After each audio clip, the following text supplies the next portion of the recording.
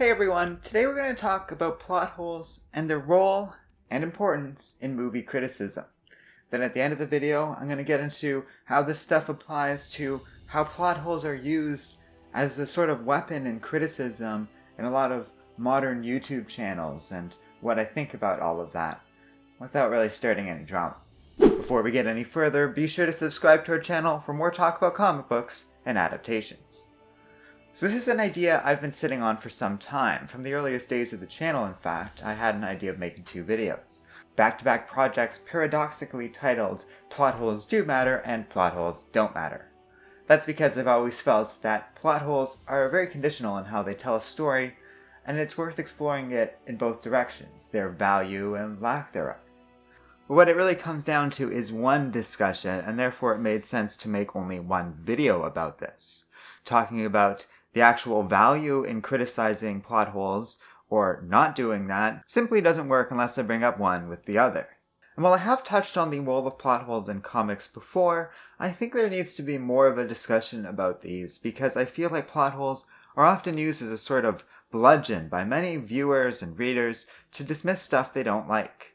You might be surprised at the sheer number of comments I've gotten both on YouTube and in real life, where a person's entire opinion of a movie depends on the existence of exactly one plot hole. Which makes sense sometimes, and we'll get into those examples shortly, but it feels largely reductive and also deeply profoundly flawed. Take the best of the best in terms of any form of story, from Citizen Kane to God Loves, Man Kills, and you can find a share of plot holes. Of course, part of that is the term becomes very loose in how it's used these days. Something we're matching in this video rather than going with the more technical definition of the term. I see a lot of people identify things as plot holes that are really just stuff that could have easily happened off-page or off-screen. For example, it doesn't really make much sense that the Avengers don't show up in each other's solo movies, but it feels like those blanks can easily be filled in, where heroes might be off doing their own thing, or each going off and doing their own movie at the same relative time period, or maybe them just being busy with something else we don't know about. They're superheroes and, in theory, should have a lot on their plate. It doesn't strike me as terribly important and feels like an odd thing to be hung up on. There are other types of plot holes I don't think matter for other simpler reasons. There's a famous moment where Dr. Octopus attacks Peter Parker in Spider-Man 2. He wants information from Peter, yet throws a car at the dude with no knowledge that Parker is secretly Spider-Man and could survive such a thing. So Otto's actions here don't actually make sense, but it doesn't matter because the scene is expertly shot and the movie as a whole is really fun and well done, at least in my opinion. And that's an important secret I was hinting at earlier, that movies, comics, and other adaptations universally all feature plot holes to varying degrees, and the better ones benefit from it. Even stuff I really like can be chock full of plot holes, but they aren't terribly important in determining if something is actually quality, as that quality in general is largely subjective. And while there are extremes, of course, stories so full of plot holes that it's hard to ignore them or even disagree that they weigh the story down, by and large most stories use plot holes to sort of make things flow a little better and make for a better viewing or reading experience. The purpose of criticism, as I have always seen it, is to explore these ideas rather than grandstand my opinions as fact, even if I don't always live up to that standard personally. But where I think many fall short in forming opinions about media, especially without some sort of training and experience, is that they, on some level, identify whether or not they like a movie for subjective, abstract reasons, but can't put it into words. So when they don't like something, it's easy to use plot holes as a way to shut down any further discussion about the movie without having to dig into these deeper, more complex feelings. And then they don't have to talk about whether or not the story didn't engage them and why that might be. Instead, it can simply be dismissed as a story not making a sufficient amount of sense, and therefore it is somehow ruined. I have a lot of friends with a lot of poorly formed opinions along these lines, and it gets to the point that I just avoid bringing up certain movies or stories with them because I know there's just no meaningful discussion to be had here. This sort of way of looking at storytelling sucks, and it's very stubborn.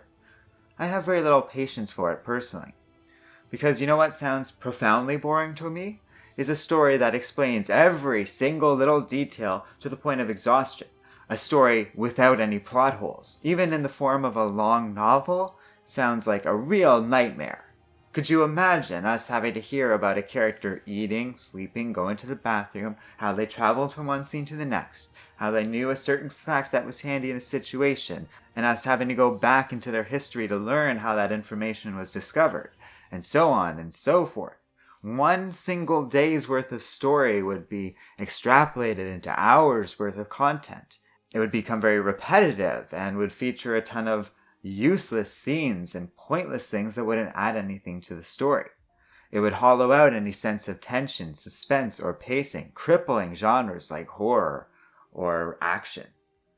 Good stories have plot holes in them because they are written by good writers who know that you shouldn't have to explain every single little thing, and that you can trust readers and viewers to be able to infer a lot of those details, or just ignore them entirely. Some will even explore these ideas on their own. I think it's good when a story leaves stuff open-ended without everything being explained so that fans can come up with their own theories and ideas. On the other hand, there is a hard limit to all of this. Too many plot holes, too many gaps in logic, and that limit varies from person to person, will ruin a story. Subjectivity still comes into play, but beyond that, at a certain point, too many plot holes are straight up sloppy writing, to a certain objective extent. Alternatively, as little as one big plot hole can unravel an entire story. There are plenty of examples of both of these types of stories in fiction. Notoriously bad movies like Batman and Robin are full of plot holes, including some insanely obvious ones that affect the entire thesis of the story, or what the villains are going for in the case of Batman and Robin. A sole plot hole ruining a story is rare, but it can happen. The biggest example I could think of was the video game Mass Effect 3. All things considered, I would say it's a pretty good story, until its ending opens up so many problems in one fell swoop, the entire franchise has been irreparably derailed and might never be fixed. Another type of plot hole that really seems to cause problems in the overall quality of a story is when a character behaves out of character. When they do something that grates against established motivations and behaviors. We, as social human beings, seem very quick to recognize this as wrong. Other types of plot holes can do serious damage to a story or no damage at all. It kind of depends on how important these details are to the overall story, and a million other little factors ranging from story length to its overall tone or structure. The Deadpool movies don't really need to make a lot of sense, for example, because they're loose and fun comedies that really aren't relying heavily on logic or drama to tell their story. But even they probably have a limit, and too many plot holes would wreck them. So plot holes are very much relevant in the quality of a story, but they aren't the end-all, be-all either. All that being said, I do want to make something clear. This video, which I suppose is a bit of an attempt to reality check certain people who tend to overanalyze plot holes, is not meant to be some sort of huge call-out of other YouTube channels. At least, not many of them. And when I say I'm not calling out people, I am most specifically referring to here the somewhat infamous channel Cinemasins. For those of you unfamiliar, a lot of people in the world of film, and especially film criticism, hate this particular channel for basically doing something I think is actually very healthy and fun. Nitpicking every movie, good and bad, and pointing out every little plot hole, however small and insignificant. Their standards are inconsistent, they often make mistakes or miss important details, and most importantly, Cinemasins themselves make no claims of making real movie criticism with their videos. They are having fun, making some jokes, and showing pretty much exactly what I feel I'm saying in this video, that plot holes are ubiquitous and everywhere in every single movie.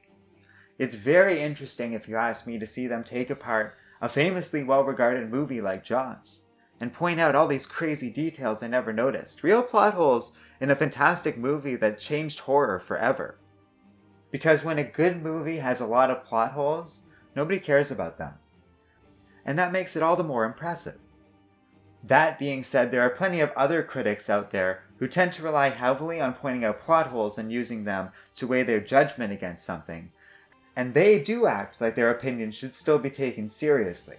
I urge you to stay far away from critics like that because they are not good movie critics. but it can be hard to pick them out sometimes, because even critics I like and whose opinions I respect can sometimes be so disengaged with a movie that they just start to lazily rely on pointing out plot holes instead of forming an actual legitimate criticism. So there you have it, my opinions on plot holes I have been stewing on for, well, years. But next up, I want to explore something a little bit different, because we recently had a comic book movie come out and it completely bombed, and I want to explore why that is exactly. So stay tuned for that, and thanks for watching this video.